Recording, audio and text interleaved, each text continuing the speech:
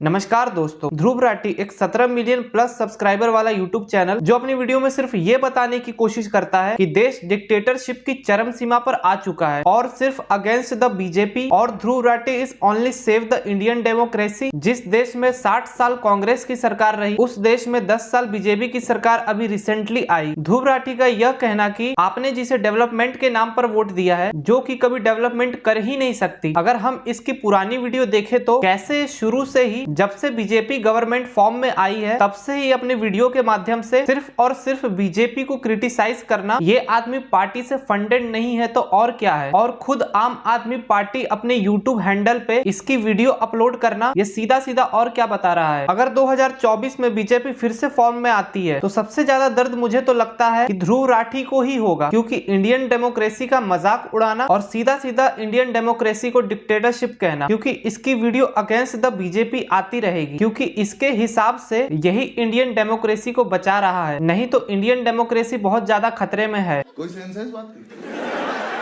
Dhruv Rathee facts और proofs के साथ एक्सपोज करता है, अच्छी बात है, आपकी मर्जी है, आप करो, लेकिन फिर सभी पार्टी के बारे में करना चाहिए। सिर्फ और सिर्फ बीजेपी को टारगेट करना सिर्फ और सिर्फ ये बताता है कि या तो आप खुद आम आदमी पार्टी द्वारा बिके हुए हो, या तो सिर्फ यहाँ पर जनता को मूर्ख बनाया जा रहा है। अगर आप लोगों को अभी भी यह लगता है कि ध्रुव राठी सही है, तो फिर आपको इस पे भी यकीन करना चाहिए कि राम सेतु एक मेडमैन स्ट्रक्चर है। अगर आप लोगों को यकीन ना हो तो पहले ये वीडियो देखना चाहिए आप लोगों को। बचपन में मुझे जब कहानियां सुनाई जाती थी, तभी मुझे डाउट होता था, जब मैं 7-8 साल का था, कि ये क्या बोलने लग रहे हैं, ऑब्वियसली रियल नहीं हो सकता। करेक्ट। जब मुझे रामायण महाभारत की कहानियां सुनाई गई थी बचपन में, मैंने कहा था ये कैसे पॉसिबल हो सकता है कि ये बंदरों की सेना थी और ऐसा था और ये विमान उड़ते थे उस टाइम पे।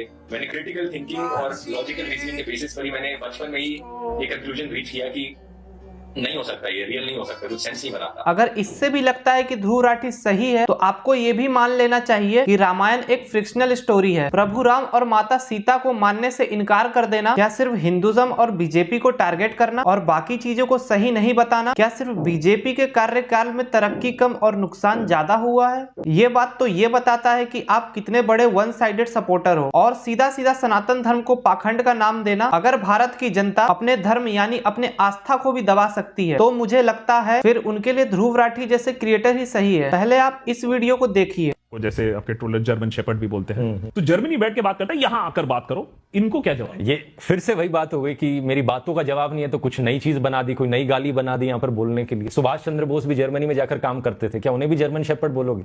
नेताजी सुभाष चंद्र बोस ने भी किसी जर्मन ऑस्ट्रियन से शादी करी थी, क्या इस रीजन की वजह से उन्हें भी वो बोलोगे?